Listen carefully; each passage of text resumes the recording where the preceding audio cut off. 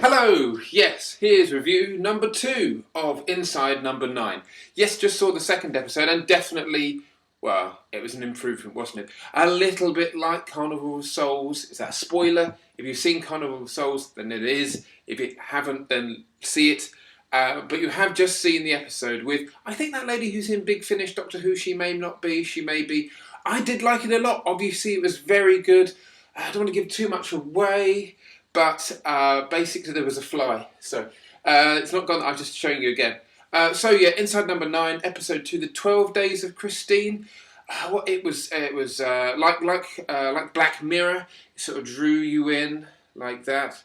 And sometimes you worry about that particular kind of narrative. You think, like a kind of Stephen Moffat narrative where everything is told in the wrong order, but the story itself isn't very interesting. But if you were to know I don't like saying twist, but if you were to know what the ending was and to do it in reverse, it would still be a great story. That's the interesting thing, isn't it? When you do that kind of story where we're seeing it in, instead of 1, 2, 3, we're seeing it in 2, 3, 1, or sometimes 3, 1, 2, which basically means, yes, you see the consequence, then you don't quite know how you got there, then you see the middle, and then you see the beginning at the end, which is kind of the thing we just saw now.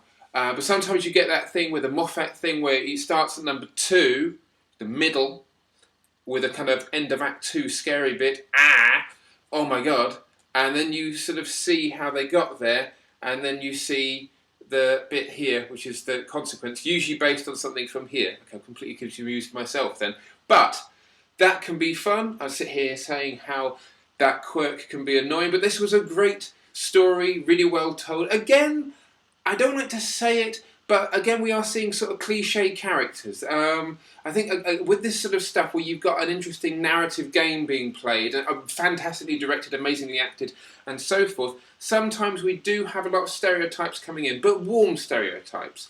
That's the difficult thing, is when you are throwing around stories in a peculiar direction. If you're taking the story and if you built it all out of Scrabble pieces and you threw them in the air and they come down, and then as you glue the bits together that you like, it would be not a very good way of explaining what that story was like. But basically, when you have a story that's a bit wibbly-wobbly and a bit, I'm not going to say timey-wimey, a bit like David Lynch movies where you don't really know what's going on, exactly, it's probably a good example of that. High art always has that problem of going, now, do we go for standard normal and then pull a twist? Because that's kind of what happened with this story. It was ordinary but charming, and suddenly you hit about, I think it's about 11 minutes in, which is the tradition of 11 pages in, something happens, pow, something happens, and it keeps fwumming till the end. That's obviously, it's a new narrative term called fwumming. I've invented a verb, or possibly a noun, we'll find out. So, did I like it? Yes, a vast improvement on last week's, or whenever it was, last one.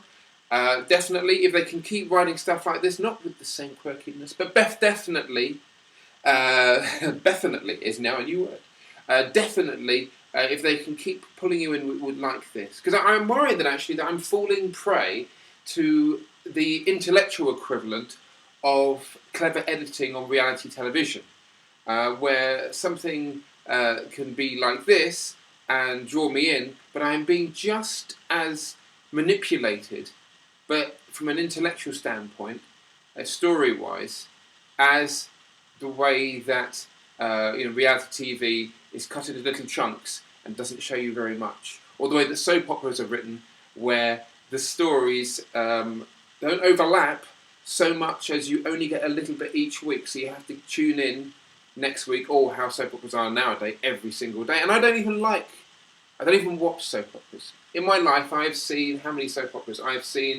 was into Home and Away back in the 90s. I got into Brookside. That's about it. I think the only embarrassing thing I'll admit to watching was Rosemary and Thyme Series 1. And Miranda, Series 1 too, but I was quite ill then.